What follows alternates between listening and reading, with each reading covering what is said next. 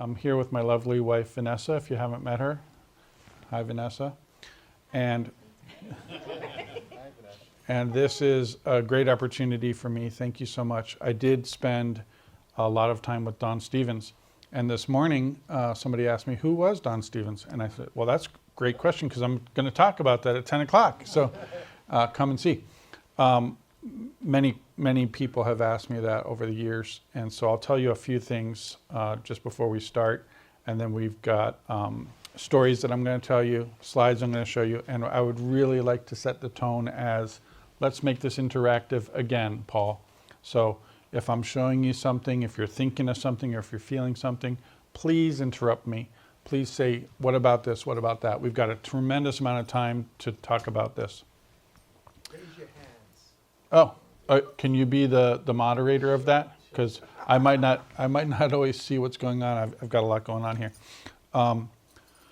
So thank you for having me. Again, thank you to the Northeast Gathering Committee for having me. When I started this journey with Don, it was not really my idea so much. It was more like an organic flow. So I want to start with that. What happened was I was in a process of writing a book. The book is called The Mirage Will Never Quench Your Thirst. It was a drug book about Baba's message about not using drugs. It's a long story. I'm not going to tell you the whole long story. I'm going to tell you the part about Don. When I was done writing the book, I was just about to go to press with Sherry R. Books in Myrtle Beach. And I thought, wait a second, I've got a story in this book about Don Stephens having a conversation with Mayor Baba about drugs.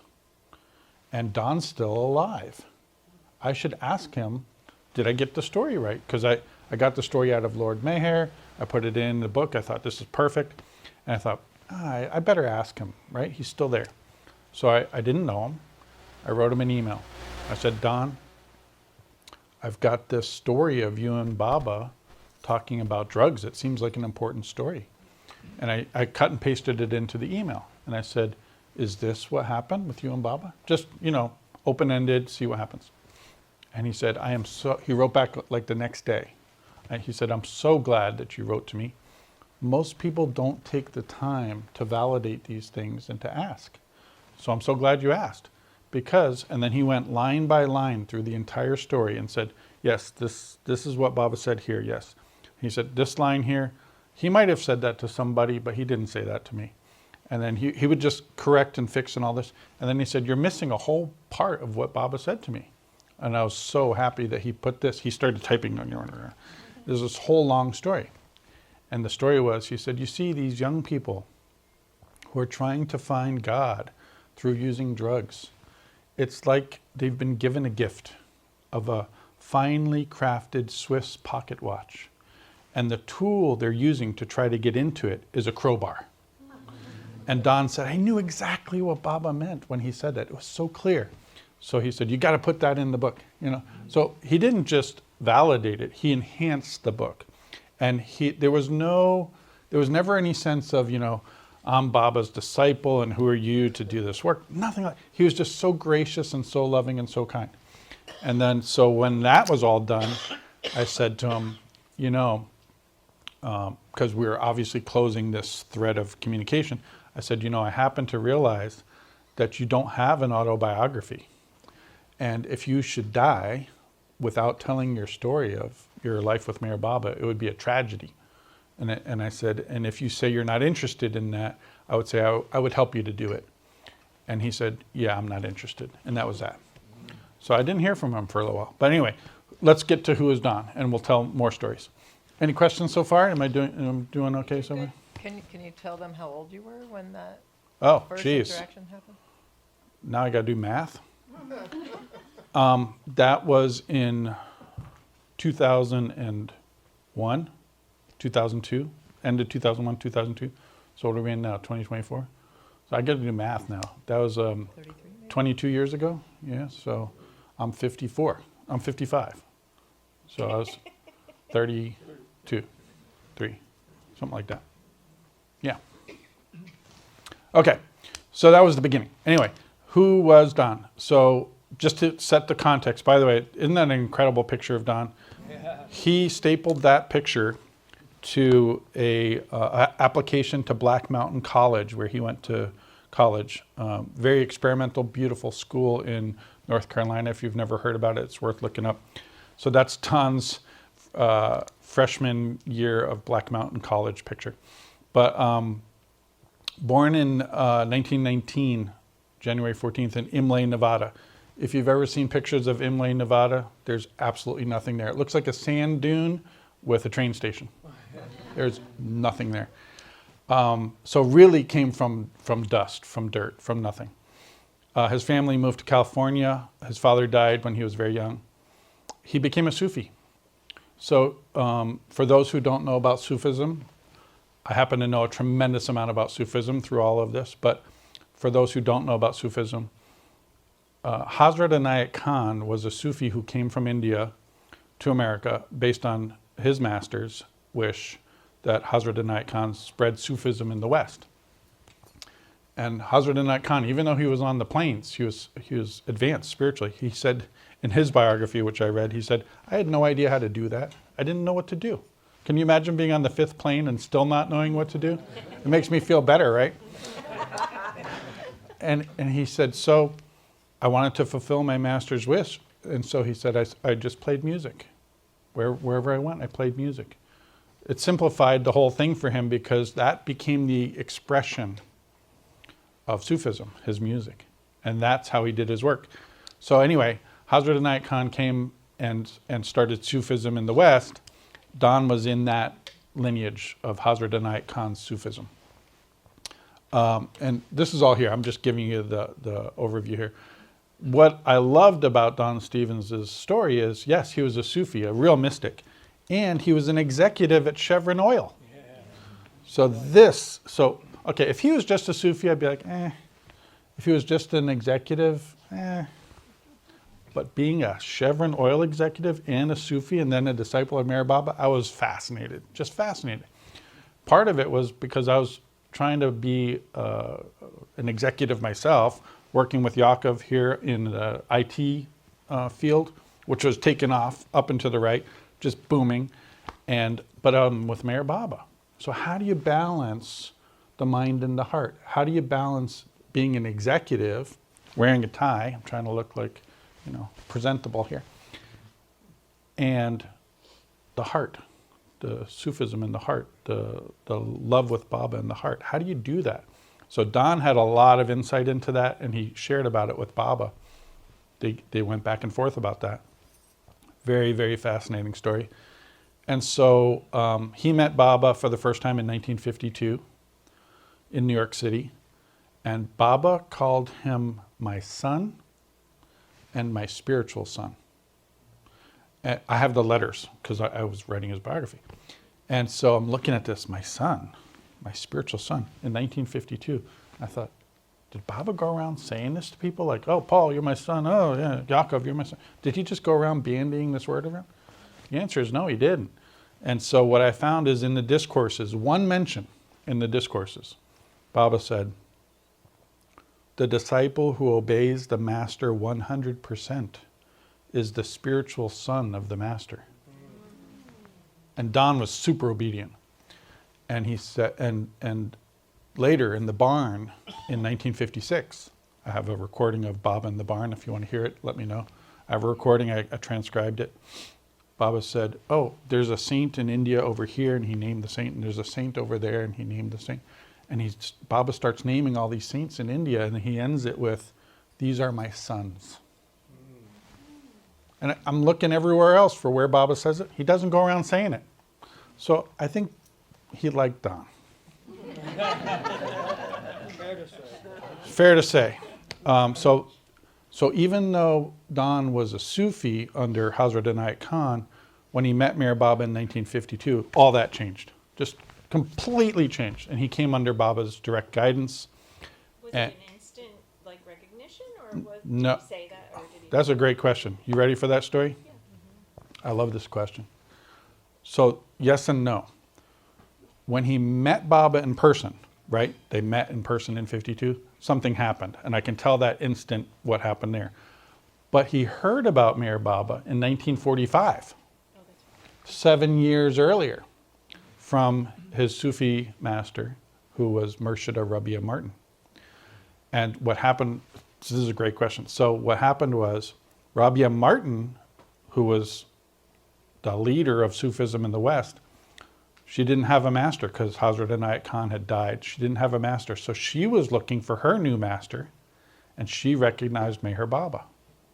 So she told her entire order, look, I got to tell you something. I'm now with Meher Baba. And so you all have 2 weeks, Paul, 2 weeks to make a decision.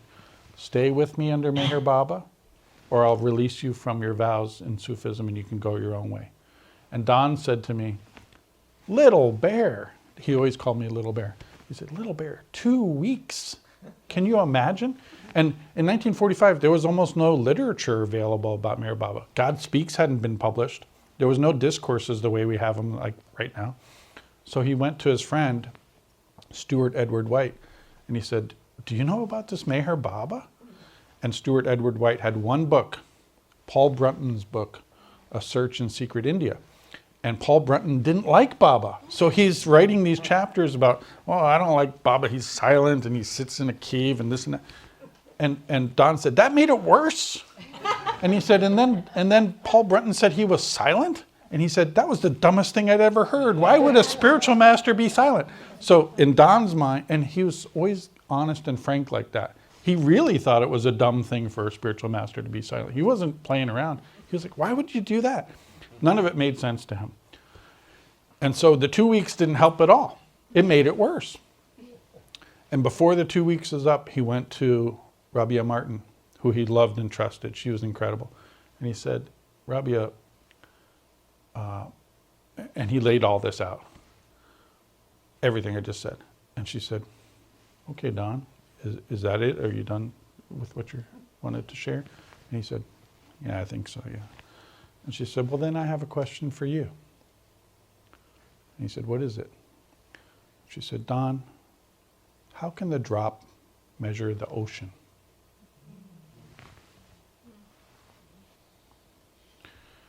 He said, you're right. I can't do this, but I trust you.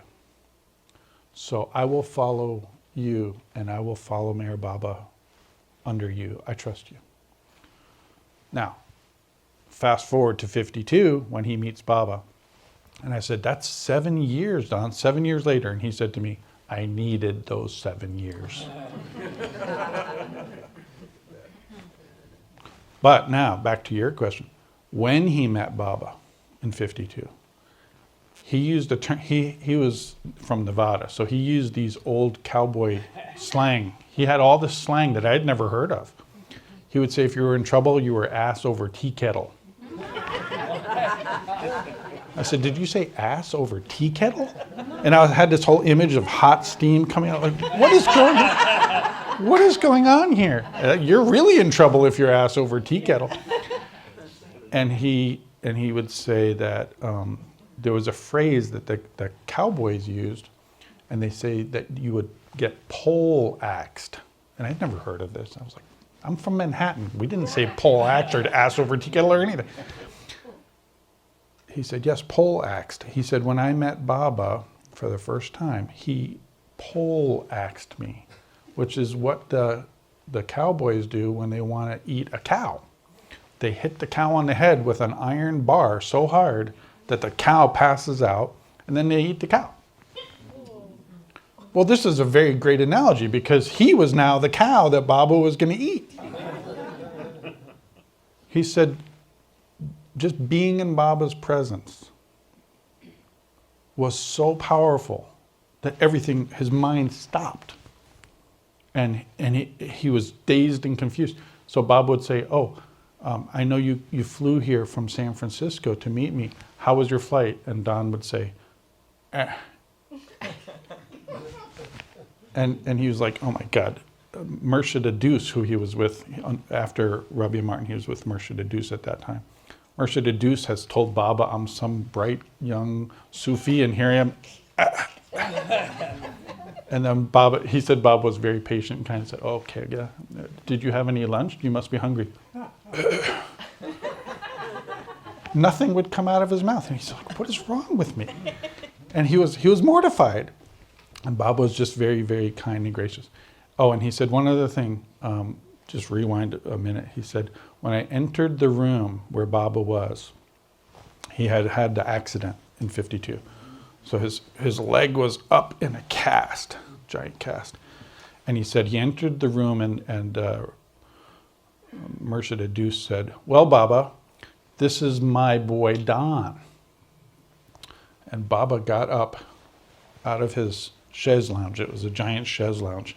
And he got up, and Don was again mortified. He was like, what's going on?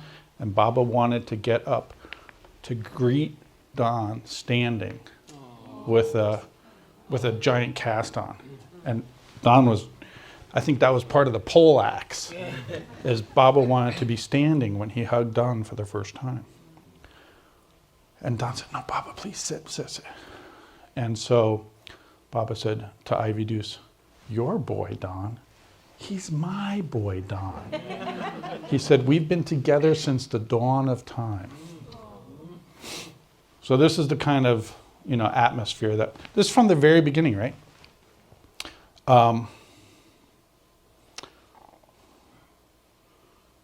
Fast forward a little bit, 1969, 1970. After Baba passed away, Don was evicted from Sufism. It's a painful story. We'll get into that later. He retired from Chevron to England and France. So when I visited him, I went to his flat in London and his apartment in Paris. And he spent the rest of his life serving Baba by leading Baba groups in Europe, India, America, and writing lots of books, giving seminars, and a lot of personal guidance. So Yaakov in London, I said to one of the guys, his name is Bruce, I said, you've been meeting with Don here in London? And he said, yes. I said, how long? He said, well, we meet monthly. I said, well, how long have you been meeting with Don? And he said, every month for 30 years. 30 years. So it wasn't like a casual thing. Don took these groups extremely seriously. He would be present. I was with him when he would meet with them. It wasn't like a chore. It was a spiritual joy, and the connection with these people was deep, deep.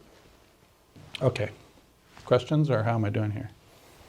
Is it making sense? Of course. Yeah, we had met Don in years. So we were living in Europe, and so we went to France, not Paris. Where were we? Somewhere. It doesn't matter. Outside, in the suburbs. And we met him in one of these groups. Yeah. I was so young, and I didn't understand what I was meeting. Yeah. But it was really, still to this day, I remember the day very well.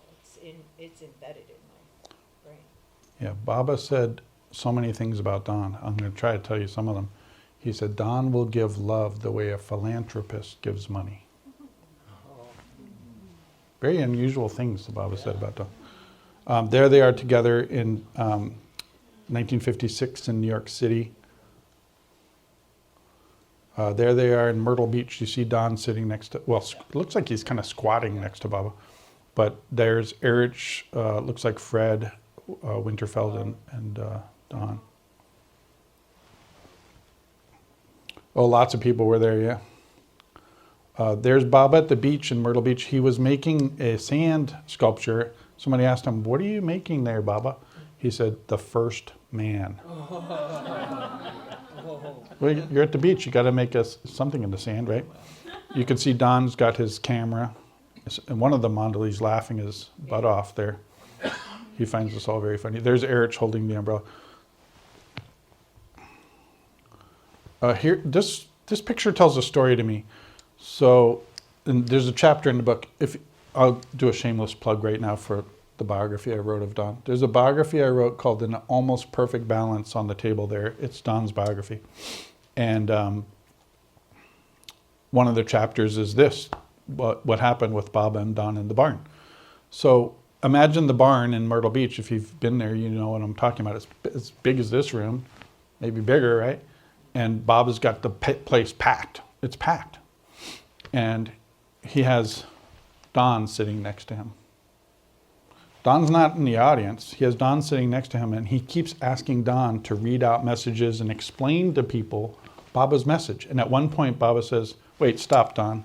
I didn't understand that. Explain that to me." But it's Baba's message. So Don said, "Baba, you don't understand your own message?" They were so casual, right? And Baba said, "No, I don't understand. Please help me understand it." So then Don, being obedient, literally tries to explain to Baba his own message. And then Baba said, "Okay, now I get it. Thank you." It's extraordinary.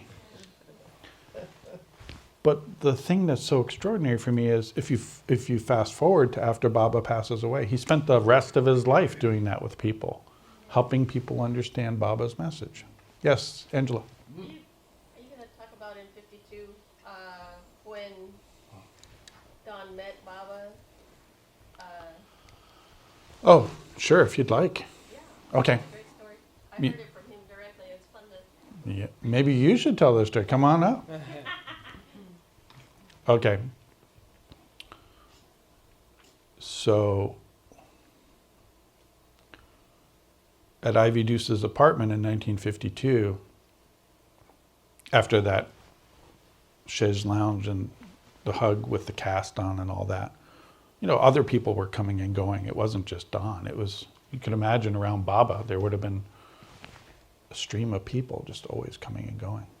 But at one point, Baba said, "Okay, enough with the interviews and the comings and goings. I'll tell a story."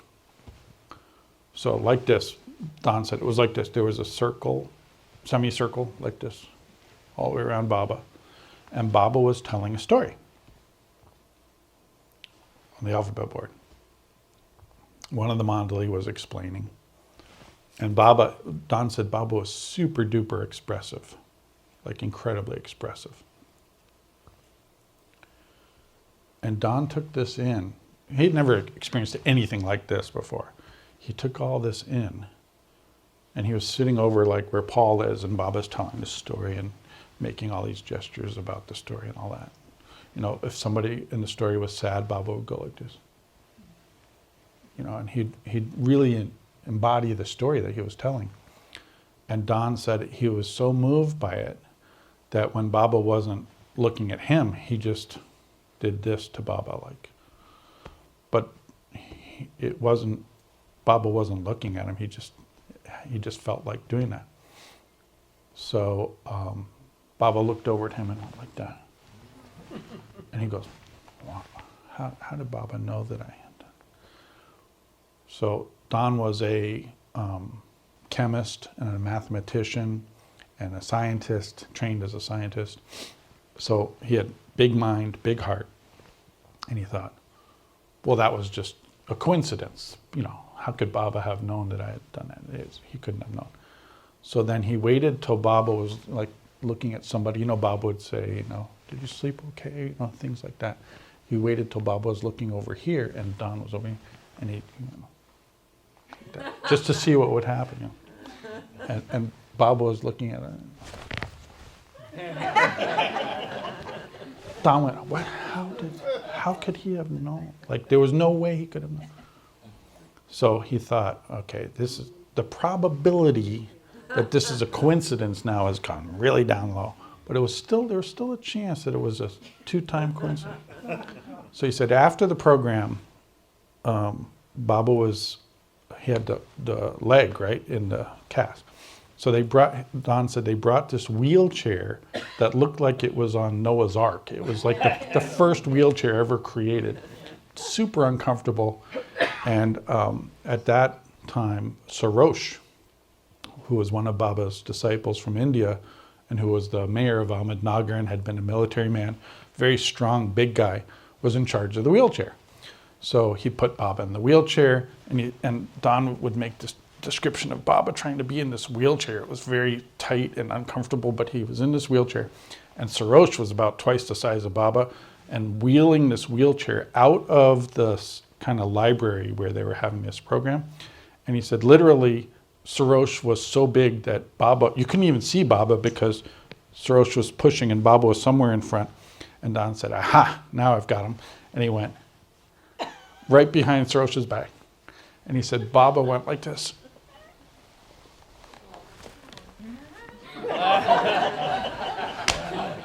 He said, that was it. That was it.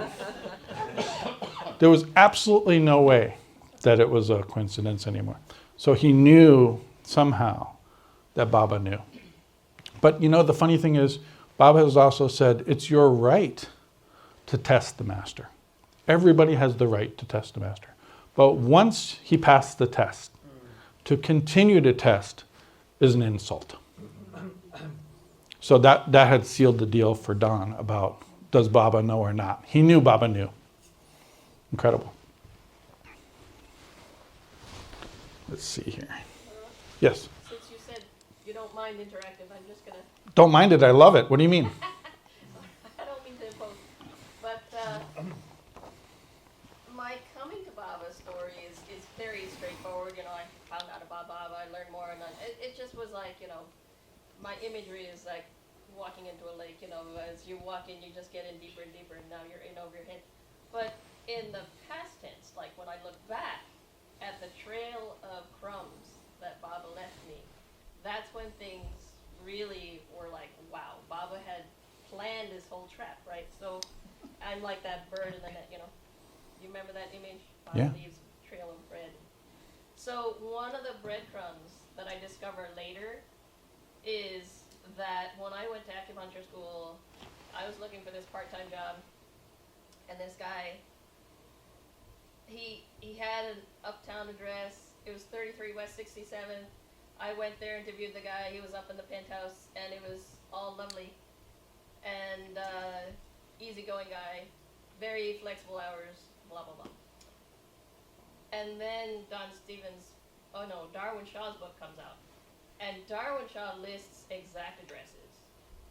And guess what? Ivy Deuce's apartment was the 3rd floor of 33 West 67th. Nice. And I'd been working upstairs, going up that elevator, and I know why that wheelchair was so small. To get in the elevator. That elevator was so small, and it's still, when I was working there, was still run by a guy who had operated. So there had to be a person and a Yep. wheelchair and someone to push a wheelchair. So that Yep. wheelchair had to be small. It was like some sort of Civil War wheelchair. It was like Yep. the tiniest little. That's right. But the amazing thing, right? One of those breadcrumbs. So Love it. the other part of this, I'm just going to tell real quick, is that because this boss of mine was using me for other personal projects, like a family tree thing, he invited me to the family reunion, so I got to see this apartment. His was 1st floor, clear story 2nd, and Ivy Deuce's would have been the 3rd and 4th. Nice. Like the building was small. The whole floor was an apartment with 2 stories. I mean, very chic, very nice, very nice. So that's the setting is Yes. that the bottom would have been that library that you're talking about, Yes. and then there would have been an upstairs. Yes. I remember when Don told the story that he was so moved, he kind of retreated upstairs. And then when he came downstairs, everyone was already all around Baba. Yep. And he was sort of dismissed. He didn't know what to do, so he sort of crawled in and sat kind of behind Baba so he wouldn't. And that's when all that happened. He was like, he wasn't sure he was even supposed to be there, and he's doing this thing and testing Baba. It was day one. Day one. Well, here's 1962, East-West Gathering. The story I love about this is you can see Baba giving darshan. If you saw the picture from behind Baba ever, there's like 1,000 or 5,000 or 10,000 people. I don't know how many thousands of people. So, but look who's with Baba. Behind Baba's Erich, to the side of Baba's Don, and then Baba's brother, Baram, is making a film of this. So I love this picture because it kind of gives the story of where Don was in all this. He wasn't in the audience. He's somewhere behind the curtain with Baba. You know what I'm saying? Very interesting kind of story. And then this is the end, right? Incredible photo of beloved Baba in his own samadhi and Don. And that's not Ivy. That's Delia de Leon from London. Don was one of the first people to make it to Mehrabad after Baba passed away. And there They are together. All right. So, a couple things here that I wanted to kind of highlight about Don from 69 to 2011. You know, the entire period of Don's life before Baba was obviously being trained by Baba. Baba did refer to Don as one of his mandali. If you want to hear those stories, I can tell you. But Don was convinced that Baba's work in the new life was setting a new archetype. Doug, we were talking about archetypes this morning with Cyprus. Don was extremely passionate when he would talk. It's not that he was like loud or, you know, but there was like a laser beam kind of passion where he was very intense about his points.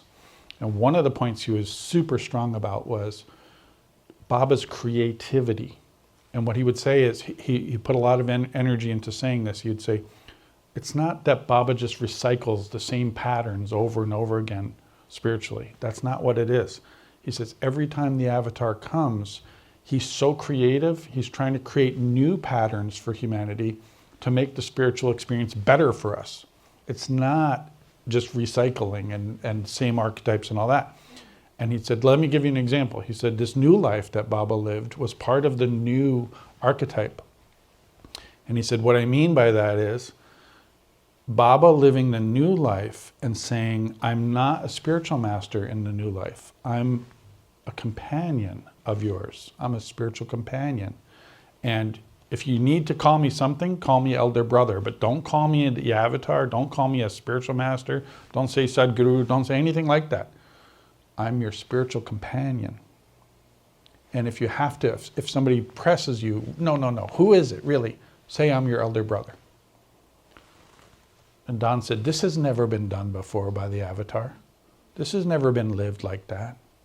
So what he was saying was, Don said, the new pattern for the next 700 years is not going to be people looking for their guru, people looking for their master. It's going to be, they realize Avatar Meher Baba's the avatar. And how do I find Baba within and within each other? Because Baba's in Paul, Baba's in Vanessa, Baba's in Robert, Baba's in Shilpa. Baba's within and within each other. And he said, that's the new pattern. And then he would cement that new archetype, Doug, with Baba's last message on the alphabet board. So in that last message, if you haven't read it, I encourage you to read it. It's long, but it was literally the last message on the alphabet board before Baba threw away the alphabet board. And since Baba knew it was the last message on the alphabet board, he knew it would get special attention. So he put special words in the message. And some of the words were like, look, my being in a physical form, Baba said, my being in a physical form was just to create an inner link with you. And now that I have an inner link with you, I don't need the physical form anymore because the work has been done. And he said, now the work is that you're linked with me internally, and I want you to link with each other internally, and that's how you're going to find the truth. And Don said, you better read this message because this message is for real. That's how Don would talk. He was super casual, lots of slang. It was great. And Baba loved that, by the way. So just to give you another idea, Baba said to Don, look, if you're ever anywhere near India, you just come. Come be with me. You don't need to call me. You don't need to cable me. You don't need to write to me. Just come. And if you've read the literature, Baba didn't talk like that to most people. They had to ask, can I please come? And Baba would say, you can come for 5 minutes, or no, you can't, I'm in seclusion, or whatever. Don would literally just walk into Mandali Hall. And Baba would say, oh, Don, good, come on, we're playing cards, come sit. Right? Like that. So, yes, Marvin. On the item before, Yes. about the, circle of dedicated spiritual. Yes. I think that's what's going on right now on Zoom. Oh, tell me more about that. Well, we're meeting every day. We're studying Baba's books. We're reading the books. We're not just reading, we're discussing the meaning. We're going into it deeply. and we're really discovering more and more about the meaning of the most important books. Beautiful, beautiful. Yeah. Oh, yes. Last night we were talking about you, and all of us were talking about how to love God, and that's probably one of the most difficult things, is to see Baba in everyone. That is very difficult for me, I have to admit. Can I respond to that? Yeah, please. You brought up such a good point. And so I moved to England to work with Don on his biography. I asked my family, and Yaakov was part of this. I was working for Yaakov at the time, and I said to him, I need to quit my job and move to England to work with Don Stevens. I can't work with you anymore. And Yaakov said, don't quit, just start our office in London. This is a true story. He's right here.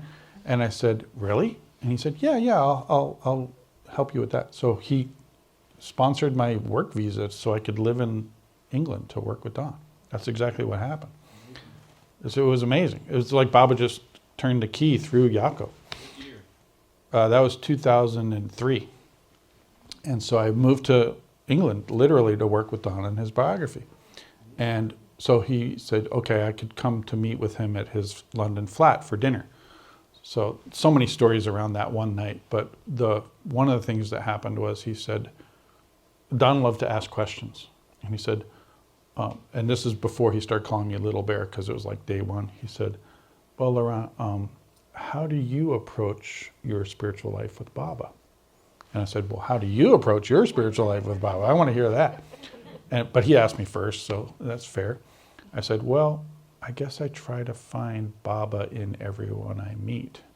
I try to look for Baba, and I try. It's not easy. I try to overlook or, not take too seriously their impressions, their karma, their ego. I try to go deeper and find the Baba within them. And he said, oh, I can never do that. And I said, well, how do you do it? And he said, I just try to bring as much love as I can to every interaction I have with people.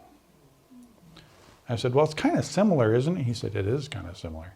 So I think I'm leaning more towards Don's approach now, because it is really hard. It's really hard, right? But yeah, great comment. All right, so I told you about A Mirage Will Never Quench Your Thirst already, how that went. And then, okay, why Don? Something happened. I just found out something very interesting. This week is Bisexual Awareness Week. I had no idea, but I stumbled upon it and I thought, that's so weird, because Don was bisexual. Now, there's a whole story around this. First of all, he was in the closet. And what do I mean by that? He lied. He lied to Baba's mandali. He didn't lie to Baba. Baba knew, of course. But when people would ask him, he would lie. Now, keep in mind, this was 1945, and then in the 50s. It wasn't really like it is today. People, especially executives and people in the world, were very cautious about coming out. Certainly wasn't 2024. Totally different climate. And keep in mind,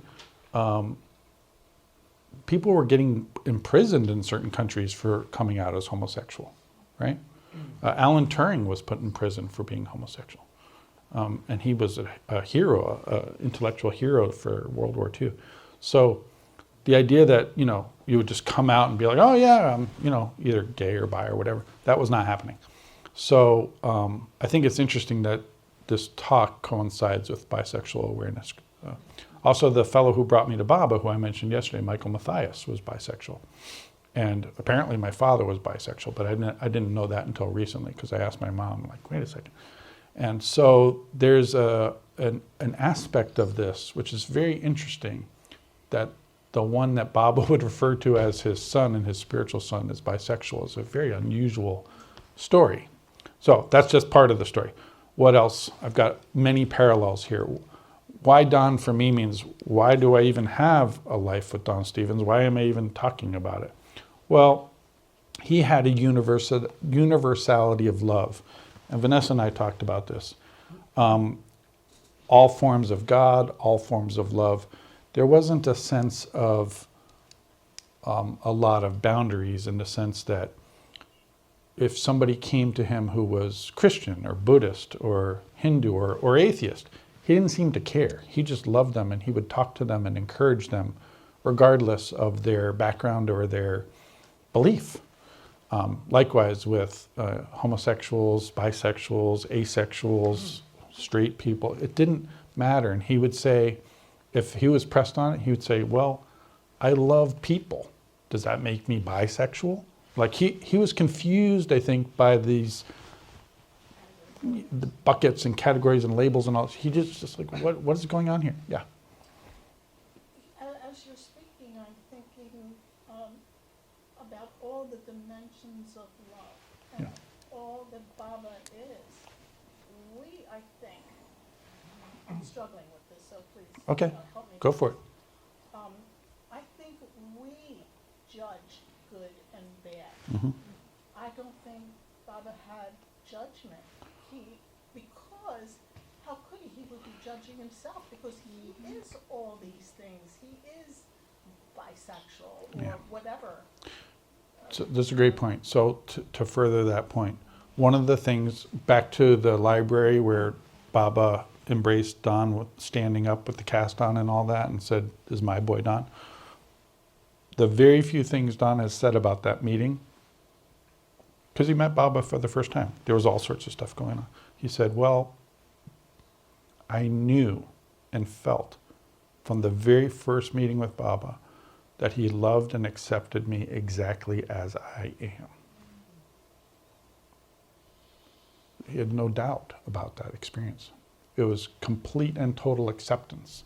And somebody wrote that on the Healthy Love, accepting, isn't that what somebody wrote? Accepting the person exactly as they are, something like that. That's on the diagram we did yesterday. So Don, it wasn't just a thought. It wasn't like cognition, like he probably loves me exactly as I am because he's a spiritual. He felt it. There's a big difference, right? It's not an intellectual experience. I said a lot of this already. Yeah. Not a question, but a Mhm. comment that kind of just triggered about the, so you know how there's the pronouns that are out, right? Yep. She, her, they, them. Yep. So we were having a discussion with my kids and I were just talking about it, and I think they said, well, do you think Baba is they, them? Mm. And I said, that makes sense because he accepts everything. I like it better like this with Baba. You and I are not we, but one. Yeah. And that oneness obviously embraces all of the pronouns, right? Because, and I talk to people about this, they get confused and I say, unity is great, right? All this kind of understanding and acceptance, that's all great, but there's still separation in that.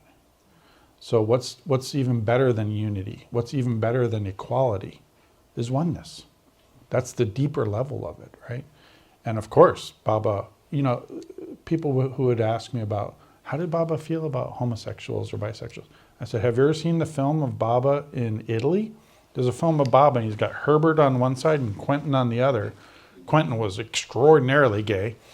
And Baba hugs and kisses them. He's literally kissing them on their face. I'm like, watch that film if you want to know how he feels about homosexuals. He loves them, right? It's almost like he gave them more love than the average bear. Anyway. Also, he films with him being carried in the chair by the gay Yeah, dancers. that's right, Margaret Patting him Stancers. on the back. Yeah. There's no question. Okay, so moving on, what happened was, you remember I wrote that email to Don and I said, if you should say you're not interested in me writing your biography, I'd say, let me help you or whatever like that. And so he said, I'm not interested. I'd never been interested in that. So then some days went by, maybe weeks went by, and he wrote to me out of the blue. And he said, I'm writing a new book about intuition based on something Baba said to me in Mandali Hall. He said, I walked into Mandali Hall and Baba just was telling this story about intuition. And he said, I'm writing a book about what Baba said about intuition in Mandali Hall. And he said, I'm gathering the authors. All the chapters have been assigned to different authors. I'm gathering all the authors together in Myrtle Beach at the Mayor Spiritual Center. You are invited by me to come and audit those sessions, because we're going to be reading our chapters and discussing them, providing that if you come, you don't speak. You can listen, but you can't speak. And I thought, you're damn right I'm going to come over there. I'm going to listen to every word of that. That sounds incredible. I was living in Arizona at the time, so it was a 2,500 mile drive. I drove to Myrtle Beach, and it was incredible. And I can tell you what Baba said about intuition, because it's important. And at the end of day one, oh, come on in. Welcome. At the end of day one, Don said to me, well, what did you think of day one?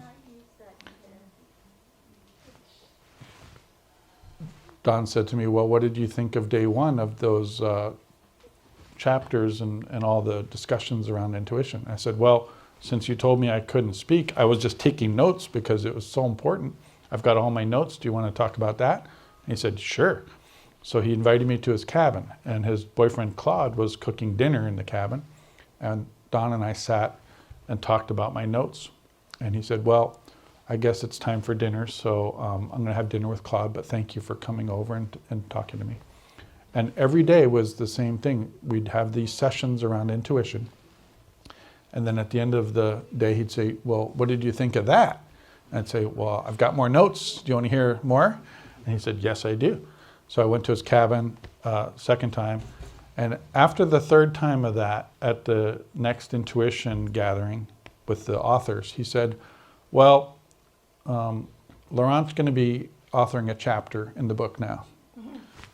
He didn't ask me. And this was Don's way. He wasn't an asker. He was a teller. He was like a directive type of person. He would direct, or like a conductor, you know. It was more like, and now you know, and then you'd have to play your instrument. It was kind of like that. So I was like, I am? And then he told me what chapter I was going to write and the title of it. I hated the title, by the way. It was a terrible subject, but I did it. Well, tell us. Oh. Major sources for intuition. I was like, I don't even know what that means. What is he talking about? But that's the way he was. So then the emails really started in earnest, because now I was involved in a project. I started writing the chapter while we were at the Mayor Spiritual Center, because I was there with him, and I would just go to the original kitchen and start writing and writing. And then the emails just started going back and forth quite a bit. And in the early days, he would sign his emails by saying, Big Bear Hug, Don. So my mind is kind of weird. I didn't see it as a large bear hug. I saw it as a bear hug that was from a large bear. Big Bear gave a hug. So I would sign my email, Little Bear Hug. So then I would call him Big Bear, and then he would call me Little Bear. So that went on for the rest of our life. He didn't call me Laurent, and he didn't want other people calling me Laurent. He would always say, no, it's Little Bear. So what Baba had said in Mandali Hall is very important. He said, you see, every time the avatar comes, the avatar gives a gift to humanity. And Baba explained the gift of Zarathustra, the gift of Rama, the gift of Krishna, the gift of Buddha, the gift of Muhammad. Peace be upon him and his family. And Baba would explain all these avatar gifts. And he said, as Meher Baba, my gift to humanity is that of intuition. He said, it doesn't mean that there wasn't intuition before the gift, of course. It doesn't mean that people will stop using their logic and their reason. It means that humanity at large will experience intuition in a way they never have before. And then they will use their logic and reason to validate that, but it'll speed up everything. Everything. And Don said, hallelujah. That means people will be in touch with Baba much more clearly. That was his experience, Don, hearing this. And so he went back and told groups about this. And then he eventually he thought, my God, this is really important. We should write a book about that. So that was the first book that I worked on with him. Mayor Baba's Gift of Intuition. Go back and tell, I mean, do you know the gifts from the other? Oh, I was hoping nobody would ask me that. I remember two of them. So, by the way, Don also couldn't remember the other gifts. He got befuddled when people would ask him, well, what were the other? He was like, oh, God, I don't remember. But he remembered two of them, and I remember two of them. He said the gift of Jesus was the gift of love. And he said, of course, there was love in the world before that. But one of Don's mentors had done a study of the use of the word love in literature before and after the life of Jesus Christ. And he said it was like up and to the right after Jesus, just love everywhere. But before that, not so much. And the gift of Muhammad was about how to live in tribal unity, like tribal life. It was about, because at the time of Muhammad, it was pagan tribes all over. There was no Islam at the time of Muhammad. It was a lot of anger and a lot of lust, and the life that Muhammad brought to the people was much different than their pagan lifestyle. Okay, good so far? How are we doing for time? We got a lot. No, I just want to think about a bio break because I know people are human beings, not human You're doings. literally at 1:05 left. Okay, would you like a bio break? Would that be useful? Keep going? Keep going. Okay. So now, question, yes. Just a quick question, Sure. back to the intuition part. Yeah. I'm thinking about the connection between intuition and awareness, That's a great question. because doesn't that bring you to enlightenment? Oh boy. It's a great question. Now I got to tell a story. By the way, all this is on the table. All these books, all this is on the table for purchase. So Baba called Don my Mercury. Mercury. There's a chapter in the biography about that. I looked up Mercury. Well, it's obviously a metal. But Mercury was the messenger of the gods. He certainly played that role with Baba, constantly with the messaging. And there was no email or Zoom back then, right? Texting. No, No. nothing. There was cables like, and if you didn't know what that meant, how's that going to help you? Telephones for emergencies. Yeah, Baba actually talked on the phone once, but he was silent. So he went like a dove. Yeah, like a. Don't they make that sound? The dove sound. And so Don was Baba's Mercury, according to Baba. So what would happen is these strange situations. This is an answer to your question, where Charles Purdom was extremely intelligent and one of Baba's first biographers. His mind was such that he would say things like, well, Don, next time you see Baba, please tell him he's wrong about consciousness being full and complete in the first human form. He's wrong about that. And, Charles Purdom was extremely erudite, intellectual, and all this. So Don was friends with Purdom and found himself in Mehrabad and Marazad, and so he would say to Baba, I was in England with Purdom, and Purdom said he wants you to know that you're wrong about consciousness being full and complete in the first human form. So Baba would say, tell Purdom when you see him, I'm not wrong. So then Don would go back to England and say, well, I did give your message to Baba that he's wrong about consciousness being full and complete in the first human form. He said, no, I'm not wrong. So Purdom would say, no, tell Baba that he must be wrong because I have more consciousness today than I did when I was 17 years old. So Don found himself in Mehrabad and Marazad and said, well, you know, Baba, I gave your message to Purdom that you're not wrong.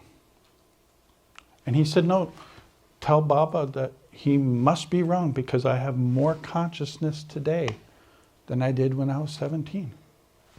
Baba said, oh, I see what's happened here. He's confusing consciousness with awareness. Now, the interesting thing is, we told this story in France at a French Sahavas.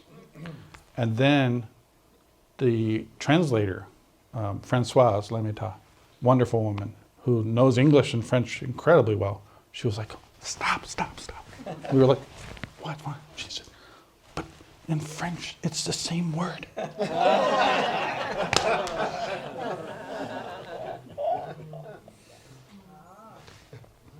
It's so interesting, isn't it? These subtleties. You have a subtlety because if we take Baba's, hammer on Purdom as this is the way it is, and consciousness is full and complete when you're a human, but it's the awareness that's changing. The awareness of the subtle world, the awareness of the mental world, and then the awareness of your own self as the divine beloved. You become one with the beloved. That's the awareness, but my God, what a story. How's that for an answer? Okay, good. Yeah, yes. Who was on the other end of the line when Nice. Baba was on the other end. when Baba I don't know. It's you have to find the story. We'll have to research it. Yeah, I heard that a long time ago. All right, shall I continue? Yeah. All right, so I think you can sense there's a theme happening here. Am I doing okay? You're doing great. Okay. That, Can you oh. share a quick story as you wish. about consciousness and awareness in terms of Don first meeting the hippies? Oh, wow. That's my favorite. Sure. Are you talking about how that looked and all that? Yeah. Yeah, okay. So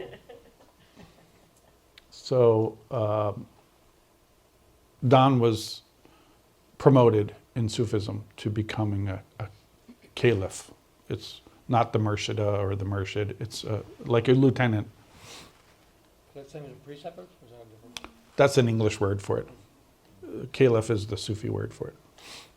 And so he had a prominent position in Sufism.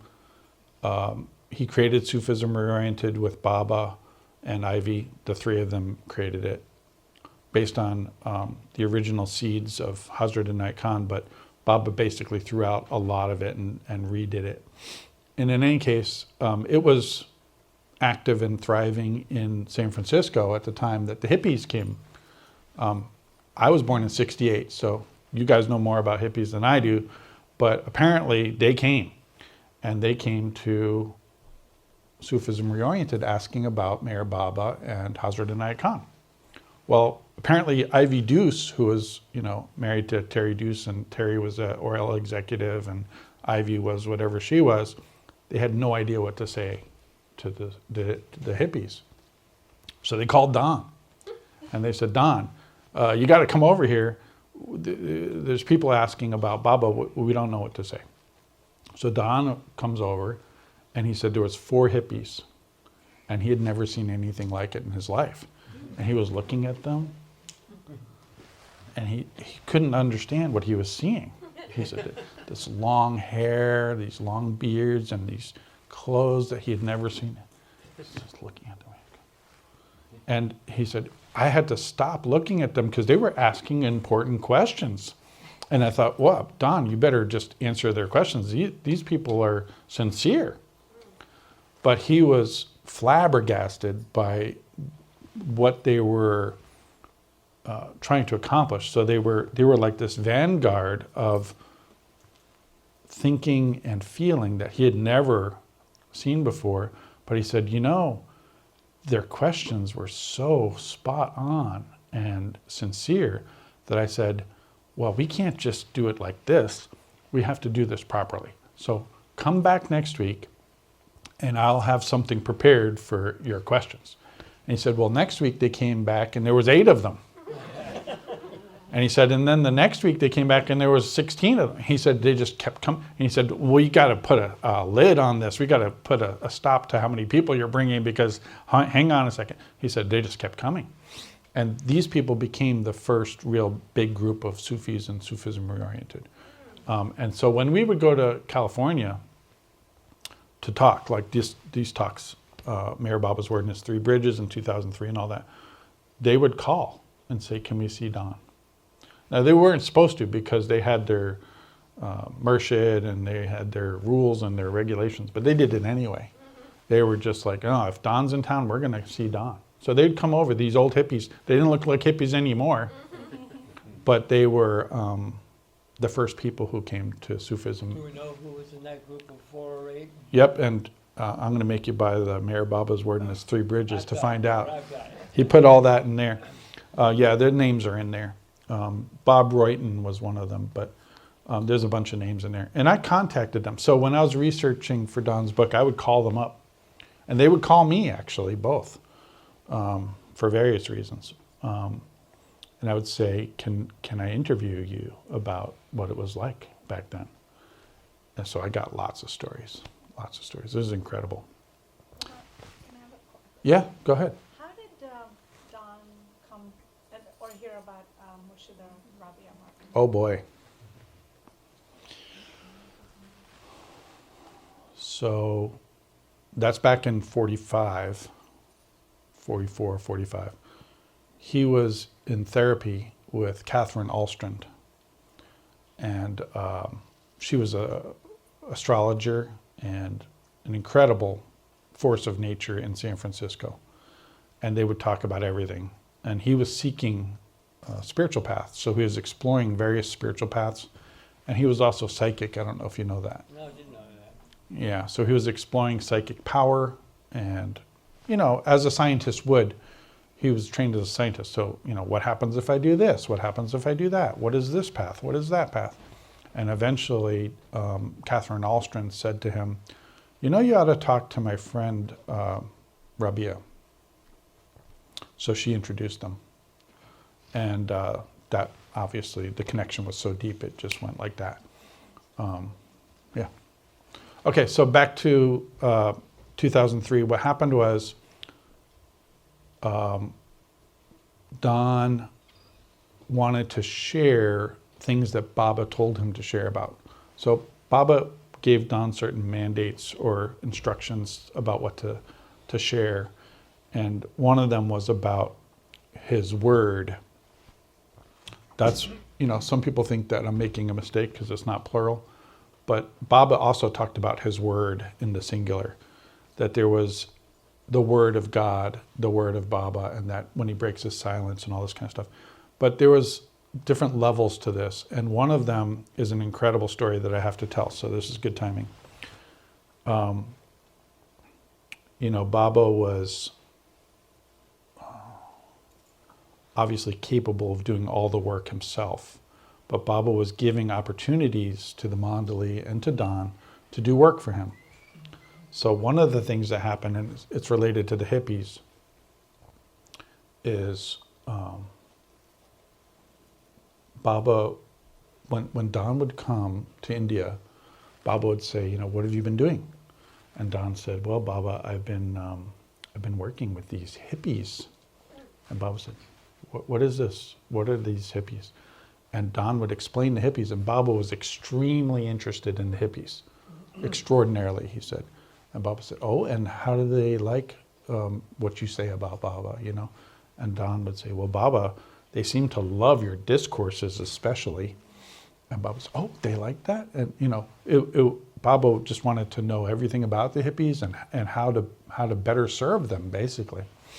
And so Don would say, well, you see, Baba, the problem is when we read your discourses, Deshmukh has done a great job of writing up your discourses, but his style is a kind of a typical Indian English, which is a little different than the American English. So sometimes we have to go over it a number of times to figure out exactly what you're trying to say, Baba. And Baba said, oh, that's interesting. And Don was very apologetic. He's like, no, this isn't a criticism of Deshmukh or you. We love it. And Don said, I just think that you have so many wonderful lovers who could help you. Maybe do a new version for the Western style of English in America. That might help. And Baba said, that's a great idea. You do it.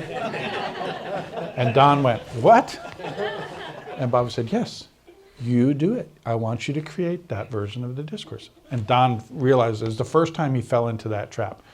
He fell into it again later, but he fell into that trap. So he's like, oh my God. So then he said, every time I would go see Baba, Baba would say, how's the discourses coming, Don? And you know, it's a lot of work, right? You're recasting it in a different style of language, but you want to be true to Baba and all this. But it was under Baba's order. So it wasn't like Don's, I mean, it was Don's idea, but Baba wanted it to be done. So it was kind of a tricky thing. And there's a lot of discourses. So he said every single time, Baba would say, well, how's that coming? You must be almost done by now. And he'd say, you know, because he had a full-time oil executive job, and he said, I'm almost done, Baba, but honestly, I don't know what good it'll do.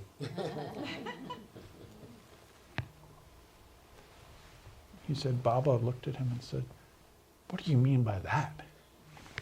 That was the kind of language he used. What do you mean by that, Don? And Don was like, oh, God. And so he would tell me his inner dialogue. He would say, well, now I've gone halfway into it. I can't just abandon it. I have to tell Baba what I mean. And Baba wanted him to be honest. It was also part of the Sufism is you have to be 100% honest. Strive for 100% honesty. So he said, I knew I had to commit to this and just tell him what I mean.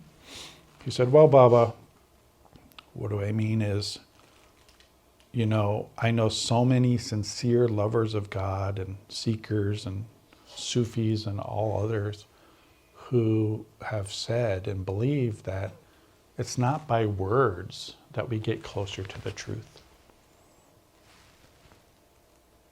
Baba said, do they say that about my words? He said, now I was really in it. So he said, yes, Baba. And he said he'd never seen Baba look so tired, so forlorn. And he said, Baba turned away from him and started talking to Erich. So at this point, there's no alphabet board because Baba cast away the alphabet board in '54. And so now it was gestures, all kinds of gestures. And Don said, this went on for quite a while, this gestures. And he said, Baba wouldn't look at me. He was just focused on Erich. And he was apparently not so pleased. So after some time, Don said, Erich said, well, Don, apparently what you've said here is quite important to Baba. And he said, you know, even I am having a difficult time understanding exactly what Baba wants me to tell you about this. But here's the best that I can do. And Baba's sitting right there, right? So, and Baba's not looking happy. And Erich said, Don, Baba wants you to know that when he gives out his words in the manner that he's explained to you before, such as God speaks and other words that he works with the mandali and he gives his extreme attention to, he attaches to those words something like an atom bomb of spiritual energy, so that the aspirant who works with these words benefits immeasurably spiritually and receives the benefit of that energy. And it's your job, Don, to tell the world and the Baba community what he's told you today. It's your job. And he said, Don said, Baba really pointed at him when Eric said that. So he got that charge. And he spent the rest of his life telling people this. So that's what this seminar was.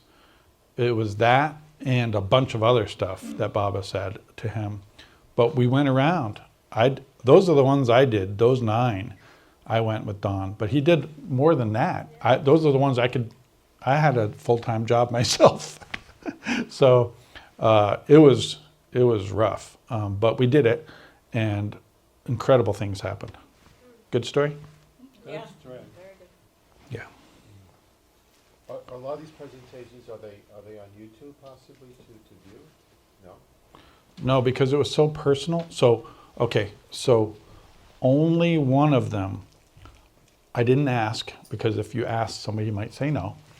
I recorded with an audio recording, and that became this book. Oh, okay. So this book is the one in London. So the first one we did in London, I recorded and turned into a book. The transcript is in the book. So if you want a sense of what it was like, read that book. Is this book the Word? Yeah, Mayor Baba's Word and his 3 bridges. Okay. It's the transcript of the first session. And all the sessions all over the world were variations on that theme. I mean, they're not going to be exact, but it was basically the same agenda. And I'll tell one more that's kind of related. Oh, did I see a hand up? Yeah, what's the... What? I'm loving all this stuff you're doing, and Thank you. going back to that book, they said, word, not plural. Yep, And it just reminds me of the scripture, I think it's 1 John. it is John Okay. in the I beginning. am the Word, and the Word is with God, and the Word is God. Yeah, And it said everything right there. yeah. That's kind of a repeat with Baba. He's on about something when he says, the purpose, Baba said, the purpose of me keeping silent was to break my silence. Baba made that extremely clear. He said, my silence is so that when I speak the word, all of creation will experience it, not just humanity, all of creation. It'll help everybody. So there's a link there. I'll tell one more story about the discourses because I have it in my list. You know, when Don was a Sufi under Murshid Martin, he would meditate. And then when he came under Baba, when Mayor Baba took over Sufism, he removed all the meditations from everybody. All of them. He took away their meditation. And then when Don was doing this work for Baba to turn it into the American English, he said, Baba, I'm confused. This was kind of the casual way that he would talk to Baba. It was so casual. And Baba would say, what? Confused about what? And Don said, look, when I was a Sufi under Murshid Martin, I was meditating. She gave me a meditation and I was meditating. But then you come and you reorient Sufism. You took away my meditation. But now I'm working on your discourses. And there's 8 discourses on meditation. 8! That's more than any other subject. Why would you take away my meditation but then put 8 discourses on meditation? I am very confused by that. And Baba said, that's a great question. It's a great question. He said, well, Don, you see, it's like this. When the avatar manifests, the path of love is wide open to humanity. And of all the spiritual paths, that's the highest and the best. And for that reason, I took away your meditation. But a time will come when the path of love will narrow and only heroes on the path will walk the path of love. And it's for that time that those discourses on meditation are there. Because as the avatar, I have to provide for the next 700 years for humanity. So those discourses are there for that, but not for you. And Don was extremely excited by this. He loved this answer. And he would go around telling the mandali this. And they didn't know what he was talking about. Because Baba had never said that to any of them. And he was like, don't you get it? Baba has manifested. He said it to me. He said it when the avatar manifests, the path of love, he has manifested. And they were like, what? Whatever.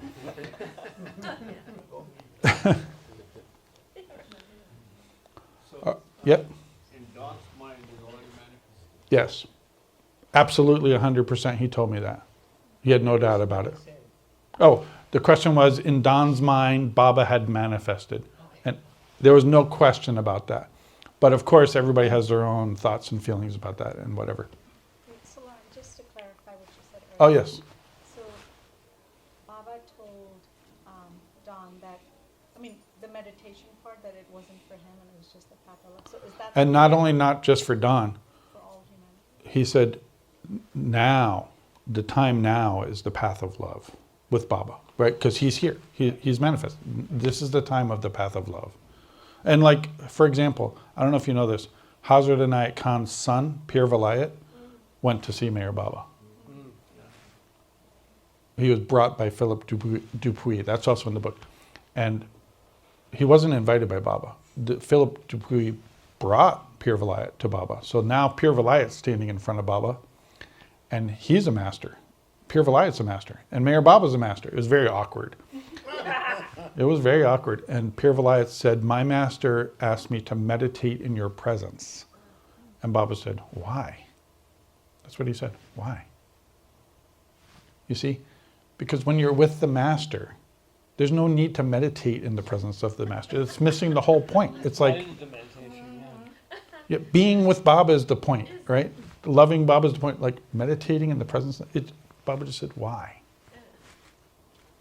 And I think also, I forget which mandali talks, even Eric said, right, is that meditation is not necessarily important. Or not important, but It will be more. See, that's the thing I think is important is, there's nothing wrong with it. Oh, so the last part was, Baba said, when that path of love narrows like that, of the other paths, meditation is one of the best, right? He didn't invalidate it. He was just trying to show that while he's on earth and while he's manifesting, that's the path of love is where it's at. You see? So, is it clear? now we can't take That a little people want to pin the tail on the donkey. I can't do that. It's interesting, however, that meditation was a fundamental part of Sufism reoriented. I mean, that's one of their... But they didn't have Mayor Baba either. So Baba took away the meditation when he reoriented Sufism. Yeah. What happened to Pir Vilayat's experience? What happened after that? Baba said to him, to Pir Vilayat, master yourself before you become a master of others. He didn't like that. They didn't like each other. That's what it comes down to. They didn't like each other. Baba loved him, but he didn't like him. It's a pretty sick burn now.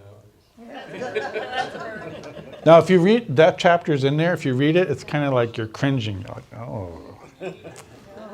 And Baba said to Philip Dupuy, why did you bring him? It was like that. It was like super awkward, you know? No, so I have to say something. This is important because Yaakov's laugh reminded me of this. I love your laugh, by the way. It's before my life with Don, I had a version of Baba, and it was varnished. It was tidy. After working with Don and getting to know Baba through Don's lens, it was not tidy. It was not varnished. There's so many stories. And when I heard these other stories, I was like, wow, you know. And I can give you examples, but it was more like this. Baba would say, like, come on, Don, we have to go to this darshan or something, like, get in the car.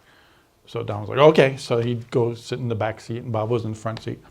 And then as they're driving along, you know, Baba's in the front always, not driving. There's a driver, and Don's in the back. And then he said Baba would just reach back and hold Don's hand. Oh.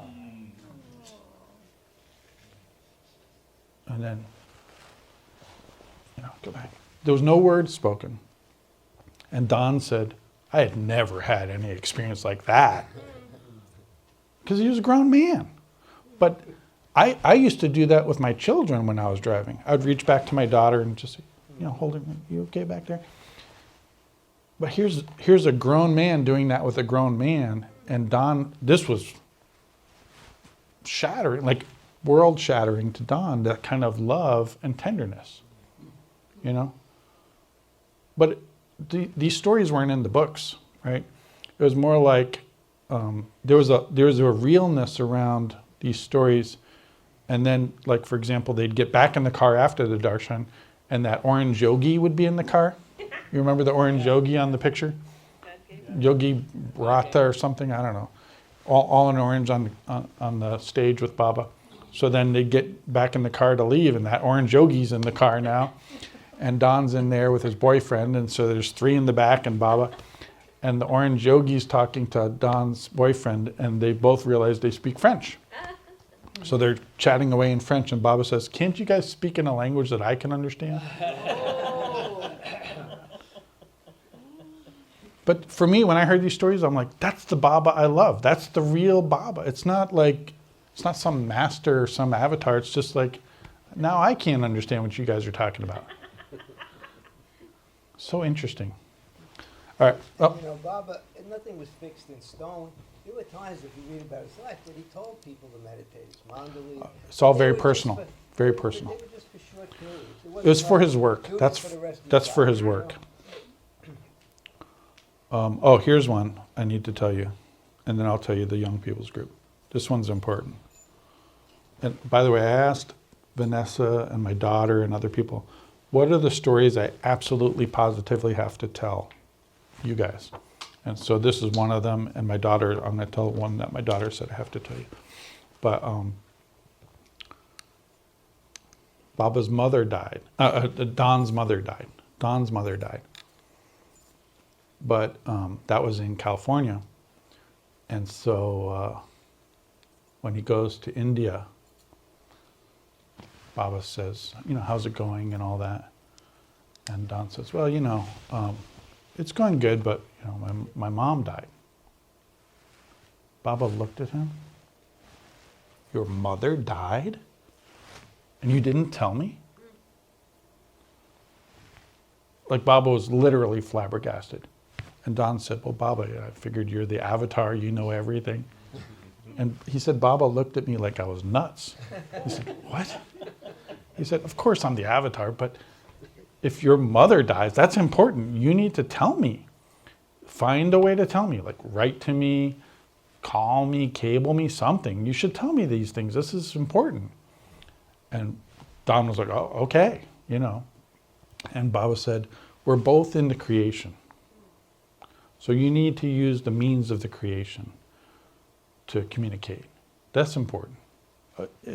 Forget about me being the avatar and I know everything. Tell me these things. This is important. So then Don took this to heart. It was a kind of a big lesson for him. So then Baba passed away. And things kept happening to Don. And he thought, well, Baba told me to keep telling him what's going on. So he started to think about well, how am I going to communicate with him now?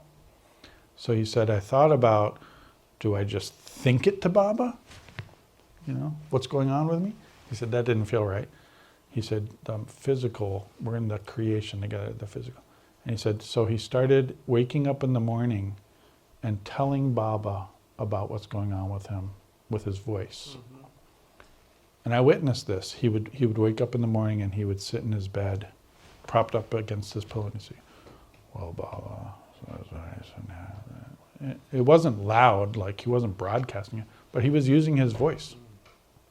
And he said very rarely, almost never, but very rarely, Baba would respond. And he knew the response. And he would sometimes do it at night too, before going to bed. But certainly he was doing it in the morning. That's one story. Out loud prayer, right? I wouldn't say that Don would say it was a prayer. It was more like a report. And he did not, and this was important, he did not expect a response.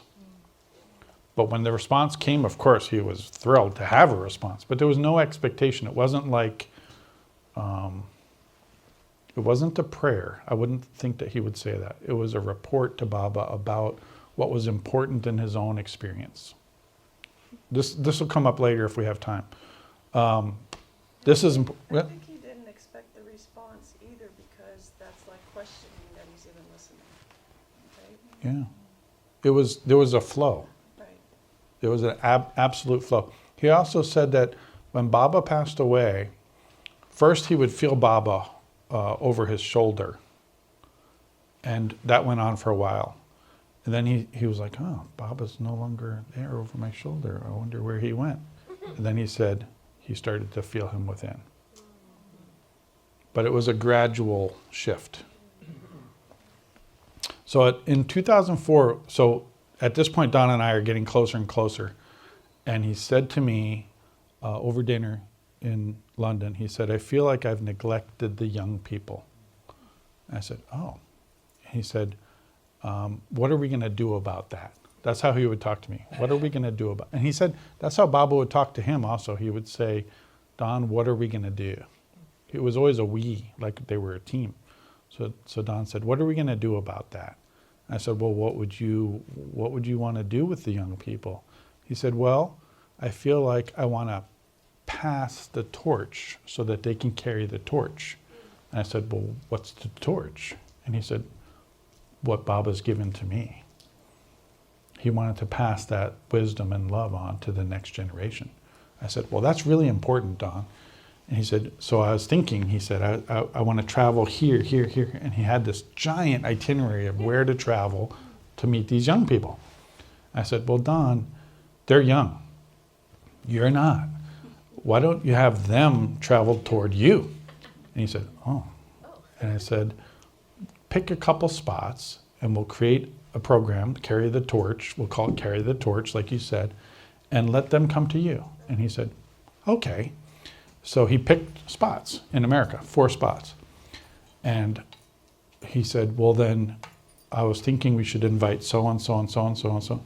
And all these people were in their 50s. I said, they may be young to you, Don, but they're not young people. And he was like, oh, well then who are the young people? He had drifted, because he was now in his 80s, he had drifted away from the young people so much that he thought people in their 50s were the young people. It's interesting, right? So I said, well, how about people in their 20s and 30s? That might be more young people than the 50s. And he said, okay, all right. That's how he would talk. And he'd say, do you know some of those people? And I said, I do. And so he made a list of the youngest people he could think of, and I made a list of the young people, and we compared the lists. And there was almost no overlap. So he would say, tell me about the people on your list. And I'd tell him all about the people on my list. And some he'd say, nope. And some he'd say, oh yes, that sounds good, yes. And so we sent out letters, and they came. They came 10 times. That's the list of 10 seminars that we did. First one was in LA, last one was in New Hampshire. After the last one, Don passed away. But he gave a tremendous amount of torch. He gave them that torch. Those are the people in LA. You can see Don was very sensitive. So when he did this in LA, he said Adele must be invited, because that was her territory, Adele Walken. So there Adele came. Are these slides, can you see these slides? Are they okay? Yeah. What we're looking at here. That's Don with the young people. What's We're not young anymore. That's in 2004. Yeah, that's right. Read the title. San Francisco Soupes. Say it again? Don left the San Francisco Soupes. Fired. Yeah, he didn't leave. Okay, I can. It's a painful story. You up for a little pain? Bring it on. Thank All you right. for the pain. Yeah. Well, so what happened was, and I have to be extremely careful how I tell this story. What happened was, Don reached an impasse with Ivy Deuce. I can't tell too much about that impasse, but I could tell a little bit. Don said to wait 20 years after he died to tell the whole impasse. So I got to wait another 7 years, I guess, before I do the next edition and put all that in there. Very tender story. But what happened was he reached an impasse with Ivy Deuce, and he wrote this giant letter to Baba about this impasse, about his problem being a Sufi under Ivy Deuce. He said Baba didn't answer the letter. He didn't send a cable. Nada. Zero. Nothing.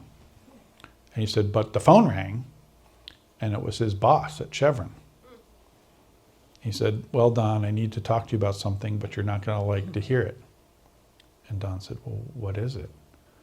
And his boss said, well, we've got a very important customer. This is Chevron Oil, okay? So their deals are like in the millions. They don't make small deals. He said, we have a very important customer. It's the country of Spain. And unfortunately, I need you to move to Europe to handle this in person. It's very important to me. And Don said, I knew it was Baba's response. Baba picked him up by the scruff of the neck out of San Francisco and put him down in Europe.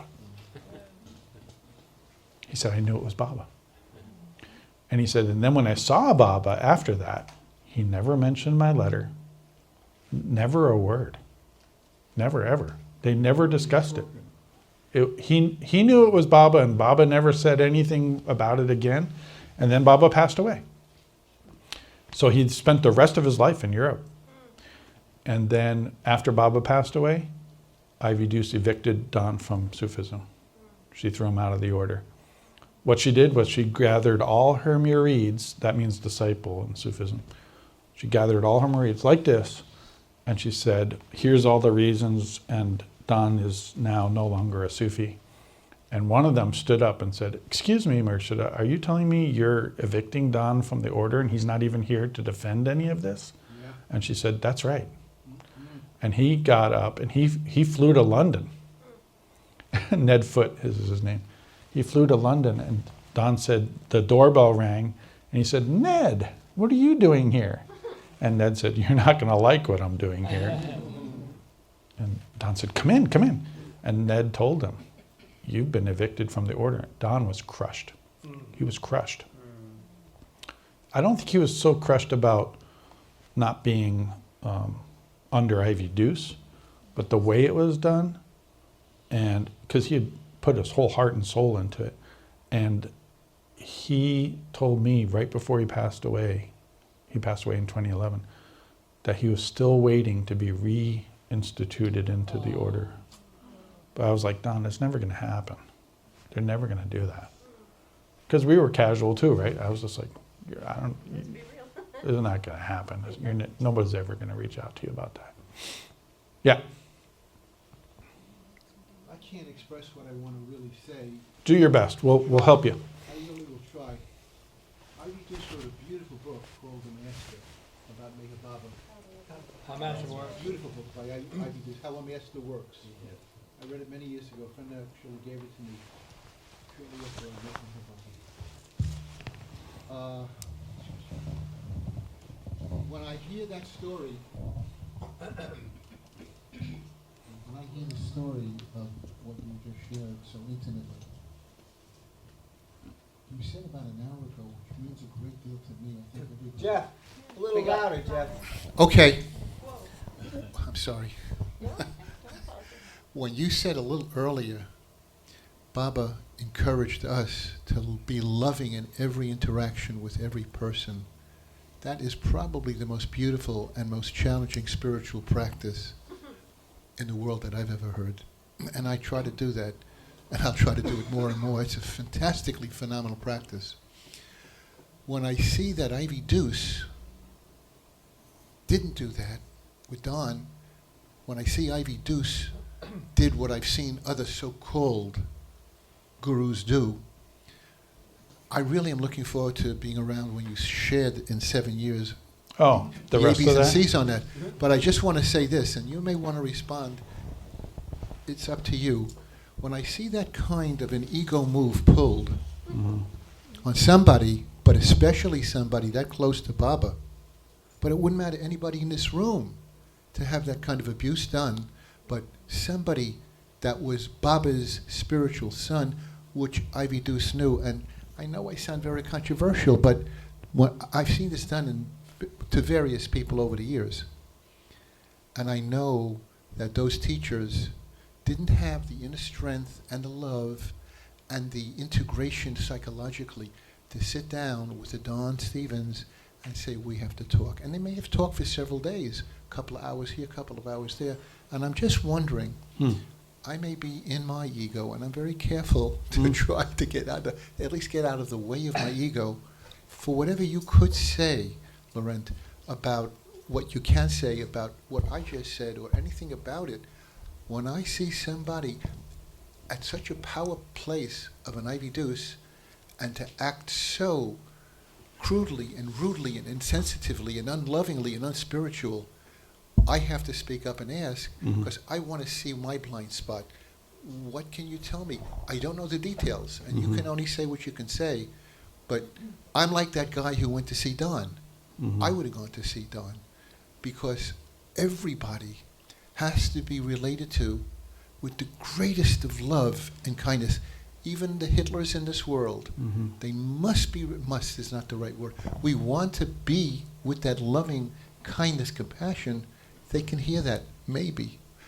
But with this cut off your head Ivy Deuce approach, I've seen it many times, and oh boy, they have their egos. Could you just respond a little to that, please? Well, Laurent has already responded by telling us about that hand-holding story in the car. When Don, he had a chance to reflect, you're mine, you're my son, and that's it. That is your story. And whatever else happens to you is less important. Okay. Oh, I just want to respond. I appreciate you saying that. That's very, very important. Still in all, when a person in some position of spiritual responsibility pulls that kind of ego move, I think it's very important for people to hear somebody like yourself's sensitivity or whatever you can say, because I've seen this happen. Yes, we all, I believe, know that we're very close to Baba. Yeah. We love him. He loves us. So Jeff, let me respond. But you know what I'm really asking. I hear what you're asking. Yeah, if you could. I just have to say this. My direct impression is that she did Don a big favor as much as she hurt him, making him, more direct.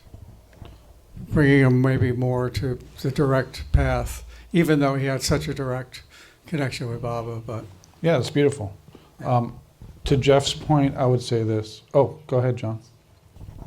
I think with Baba, no matter how close people have been to him, mandali have been to him, close ones have been to him, he's always still working on them. And he's always putting challenges to them to help them grow even closer.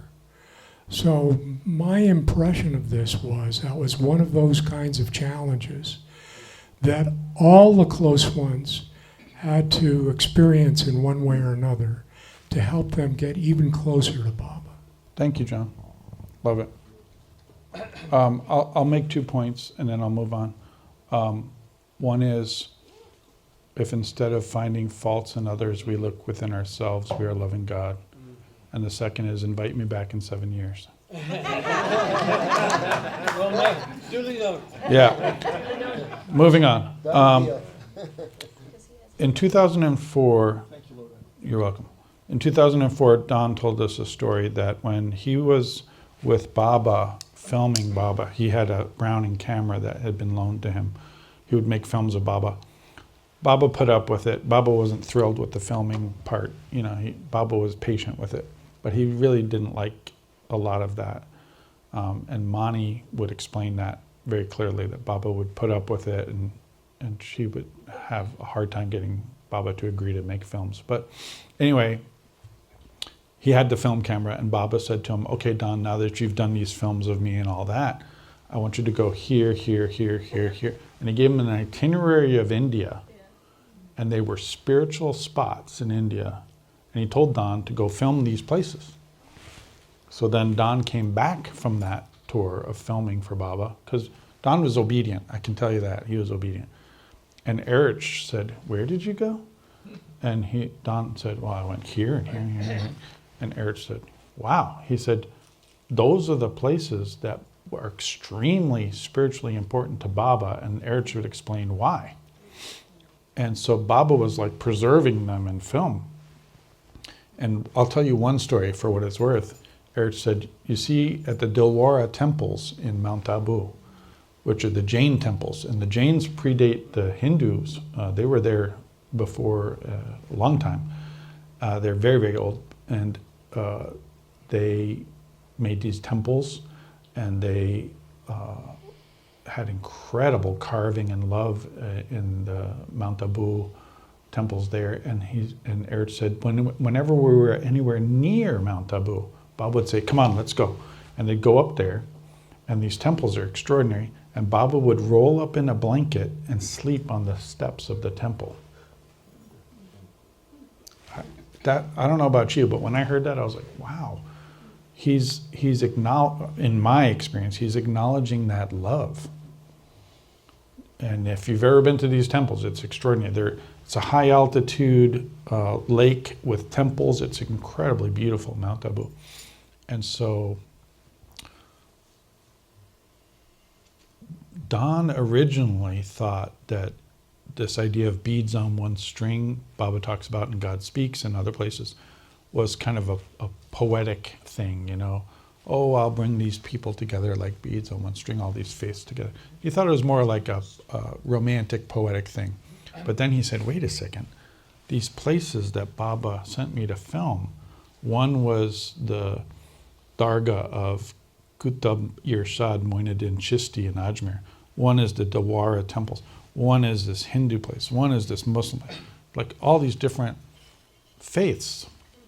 He said, Baba was actually doing that himself. By going and honoring these places, he was living that beads on one string. And he said, I think that he intends for us to do this too as Baba lovers. So he created a beads on one string tour of the places Baba had sent him to go to. So we went back with Don to these places, and it was extraordinary. So that's another aspect of the work. And those are some of the places. That's not all of them. Some of the places were places that Baba created himself. They had not been spiritual before Baba used them. So they're places that Baba did the work. Oh, by the way, there's Don before and after going into the Samadhi. And there's Don explaining to us, I believe that's at the Dilwara temples, but I have to double check. That could be Moinuddin Chishti, explaining to us things that Baba told him. He was very expressive the way he would talk. I told you the atom bombs. I told you the path of love. That's us talking in Nagpur. That's Deshmukh. Deshmukh's son is translating because we're in Nagpur. Okay, mandali email. This is probably one of the good ones to end on. Got a few more, not much. Oh, well, there's a bit more. Let's not You can read all this in the books, but I'll tell you something about Bao. Don and Bao came to Baba about the same time. They played very similar roles. Bao in India, Don in the West, about this words and messages. And they clashed. If anybody knows about Don and Bao, they know that they clashed. They loved each other too. It was kind of a little dramatic, a little bit comical, but there was like this, like Baba's gesture for marriage. Have you seen that? This was Baba's gesture for marriage. The grinding of the knuckles. That was his gesture for marriage. We don't know anything about that. But Bao and Don were like that. So what happened was, Don, and this is really good about my life with Don, because Don would complain to me over dinner about Bao. a lot of complaints. And I would say, like, Don, you got to be careful about that, you know. And he'd say, why? Why should I be careful? I said, because Baba said Bao was his John. And he looked at me like I was from Mars, like I was completely nuts. He said, what are you talking about? And I said, well, it's in Lord Mayor. And he said, show me. Now, to this day, I have no idea how I did this. It seems like a miracle. He had the 20 volumes of Lord Mayor in the shelf of his dining room. I got up from the table and I pulled down the volume and opened to the page where Baba said that. I have no idea how that happened, but it happened. I said, it's right there, look. And he read it and he closed the book and he didn't say another word until the morning. But, John, the beloved disciple of Jesus. So Baba had said, the full quote is, Erich is my Peter and Bao is my John. That's what it says in Lord Mayor. But Don was flabbergasted when I said this. So I'll tell that story in 7 years also. But the thing that happened was there was this long stream of complaints that Don had about Bao. And then he would say to me, and Little Bear, you need to explain all this to the world to clear all this up. And I said, what? I said, look, the Baba lovers don't want to hear about this from you. They're certainly not going to want to hear about it from me. I said, if you're serious about these complaints, you need to face Bao like a man. And he said, well, how would I do that? I said, tell him how you feel about all these points. Confront him. And he said, oh my God. That's how he would talk. Oh my God. And I'd say, well, we could write an email to him and share your feelings. And he said, that would be an incredibly long email. So I said, no, well, it doesn't have to be one email. We could break it into categories. Because he had so many complaints. So he said, okay. So we sat day after day composing emails. And I think of them as like, you know, have you seen those movies where they pull the catapult back and they put that ball in there and then they set it on fire? Have you seen those movies? And then, you know, like that. And so we had, oh, she knows the word. It's a French word. Say it again. Trébuchet. So we had all these catapults lined up. And we had spent days writing these emails, days and days and days. And they were done. They were all done, all these emails. I said, can I please send it? And he would say, oh, God. He said, okay, you can send the first one. And then the response would come back from Bao to the first one. I said, can I send the second one? He said, okay. And then after about 5 of these different catapults, Bao would say, Don, where do you find the time to do all this?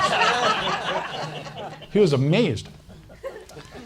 And then after all this back and forth, and it was for me, it was like getting this off my plate. Now I don't have to deal with it. And after all this, I said, we should write to Bao and ask his permission to publish this so that we can get this out in the world. And then we never have to think about it again. So I wrote to Bao. You know, we would write, everything we wrote was together. We would do all this together. And I wrote to Bao with Don, and Bao's response was, you can do whatever you want with these emails. I don't care.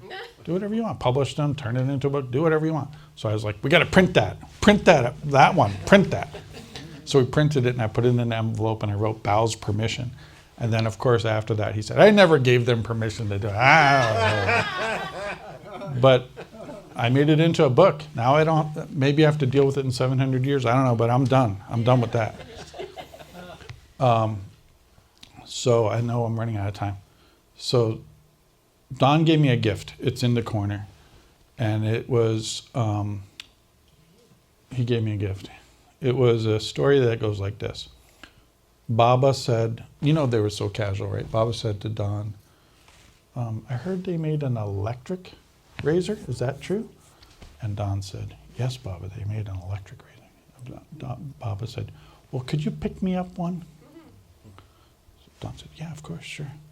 So he said he picked up this Philips shave from Philips It was a special electric razor that you could take camping. Because Baba was constantly on the move doing all these different things. You could plug it into your car. You remember those cigarette lighter plugs? You could plug it in there. You could put batteries in a battery pack and use it wherever you went.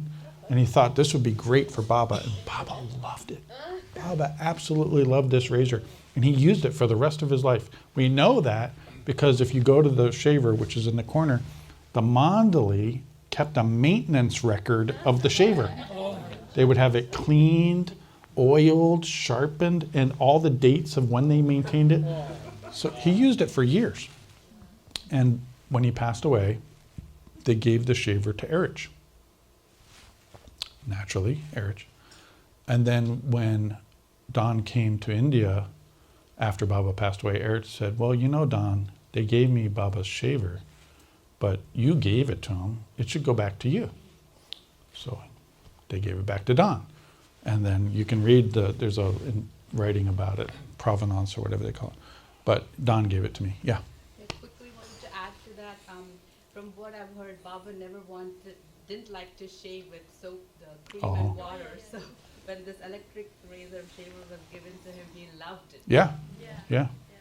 And I don't know if you know this, but in the quotes around Baba's accident, his horrible suffering in Oklahoma, he said it was to break the back of the machine age while keeping its spiritual aspect intact. There was the second part of that quote. He used technology when he had it available. He used cables, he used shavers, he used automobiles. So it's not that technology is bad, but there was an aspect to it that he wanted to shift, right? Obviously. Forgiveness was extremely important to Don. And so the last thing that Don asked me to do, the last thing he ever asked me to do was to go back to Los Angeles. That Mayor Baba group was infighting, lots of infighting. And he said, go back there and help them with forgiveness. I said, I will do that. And so it took me a year after Don passed away. And then I called the LA group and I said, did you know Don asked me to return to help you with forgiveness? And they said, no. I said, would you like help with forgiveness? And they said, we need it. So I went back and that work with the LA group became the seeds for the book that I wrote called Forgiveness with Mayor Baba. And before that, Don and I worked on a book called The Doorbell of Forgiveness. Both of those books are there. And I'll say this, I know we got to close, and it's that in the 1960s, Baba said the most important spiritual work in the world today is to get young people to stop using drugs. Mayor Baba said that. It's certainly true today, I can tell you that. But in the 1960s, Baba said the most important spiritual work in the world today is to get young people to stop using drugs. And he says, if they don't stop, soon half of America will become deranged. I think we might be there. In any case, what Don said is, now fast forward to 2011, Don said the most important spiritual work in the world today is that of forgiveness. That's what Don said. That's not from Baba. Don't think that Baba said that. Don felt that the state of the world and the deep anger and hatred and venom in the world today could only be eradicated and defanged and declawed by real forgiveness work. And he was certain of that. And it's a challenge. It's a challenge. So, if I would say the important themes of Don's work with me, certainly the last thing he asked me to do was forgiveness work, and I did it. And I'm still doing it. But that was extraordinarily important to Don. I think we talked about most of the other stuff. I told you about the biography. It's there. You can read it. Skip the one about sexuality. Oh, let's do it. I thought we talked a little bit about it. Let's do it. I had opportunities to make videos with Don. And I said, let's make a video and I'll ask you questions. And he said, okay. And one of the points I said was, look, Charles Haynes and his husband Christopher were put in as president of the Mayher Spiritual Center after Jane resigned, and they were treated horribly. They suffered tremendously. It was vitriolic, and he even received a death threat from Bob Oliver. Yeah.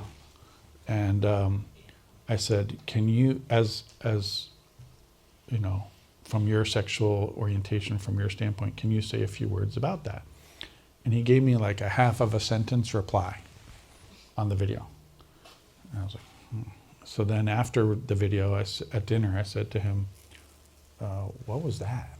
You know so much more than that. Why did you just give me a little tiny sentence there? What was that about? And he said, well, I don't know. I don't know what to do about this. And he said, what should we do about it? And I said, well, I mean, based on what you know and what I know, we should address it, because the Baba community is just going to sweep it under the rug and it's not resolved. There's a tremendous amount of suffering there. We should address it head on. And he said, how? How would we do that? And I said, well, we could create a seminar about sexuality in the Baba community and invite to the seminar the people who are against Charles and Christopher. Invite them and have it out in Baba's way, where he would bring it all up and we could share about it and try to get back to love and peace and oneness. And he said, my God. I said, well, it can't hurt to try, can it? Let's just try it. So we invited all of them. And some of the, if I gave you the names of the people who were against Charles, it's some people you already love and know who you would be like, what? Why would they be against it? Anyway, it was a catastrophe. The whole situation was a catastrophe. It was catastrophic. And all the people we invited, none of them came. Not the people for Charles, not the people against Charles. It was just me and Don. Nobody else came. I mean, people came to listen to what Don had to say, but none of the people who were the key players, they didn't come. They didn't come.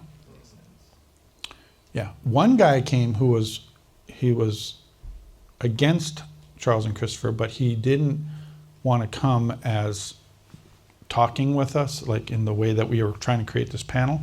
He came and handed out the prayer of repentance. And Don said, oh, it was very interesting because it was so transparent what he was trying to do. And Don said, well, this isn't a prayer of repentance about anything I've done on a homosexual side. This is just the prayer of repentance. And the guy said, can we do it right now? And Don said, no, we're going to do it the way Baba did at the end of the program with the Master's Prayer. And he put the guy in his place. But it was tense. It was not, an easy thing. That became the whole seminar, the whole thing, all of it, including the Master's Prayer fiasco, is in the book Sexuality on the Spiritual Path. That's also there. All right, let me say something in closing. That's what? We don't have time. I'm being told I have to get off stage. But I'll say this last thing. I took this photo of Don in his coffin outside of 228 Hammersmith Grove. And we took him to the church in England. And his boyfriend, Claude, is a beautiful man, lovely man. He was obviously devastated. So I said to Claude, do you want to carry his coffin? And Claude said, only with you. So I said to the pallbearers, right, I said, can we help you carry that coffin? And they said, yeah, of course. And they told us exactly what to do. Now, if you've never carried a coffin, and you probably haven't, it's extremely heavy. It's really heavy. Oh my God, I was not prepared for how heavy this thing was. But something very interesting happened. They told us where to go, because if you're not in the right spot and you don't know what you're doing, you could drop the coffin, right? Like, they put us in the right spots. There was really strong people who were in charge of the coffin. So Claude was on one side, Don was on the other. And we're literally marching into this giant cathedral with Don on our shoulder, and the cathedral was packed, absolutely packed, not an empty seat. Bob lovers came from all over the world. And it was the first time I could understand that Don was dead because of the pain on my shoulder. Oh. the pain of the coffin biting into my shoulder was telling me he's dead. Yeah. I couldn't process his passing. But then I was like, oh my God, I could feel it. I could feel his passing on my shoulder. It was extraordinary. And then they said, they put the coffin down and all that, and there's a sea of people. And they said, okay, Laurent's gonna talk to you about Don's life. He's got 10 minutes. And I got up to the microphone, I just started laughing. I was just laughing. And I thought maybe I was being disrespectful. I said, I'm sorry. I can't stop laughing because you want me to tell you about Don's life in 10 minutes? And they got it. And I called one of the guys over who was with Don, one of his London people, and I put my arm around him and I said, I'll tell you what I can tell you in 10 minutes.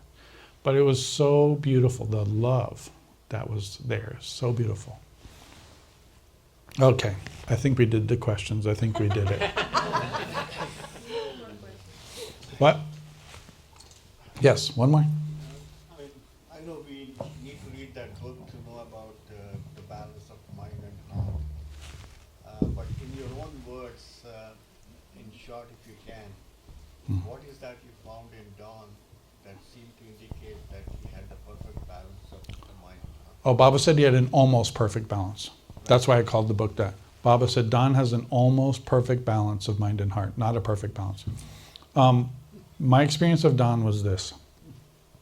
His intellect was superior, vastly superior to most humans.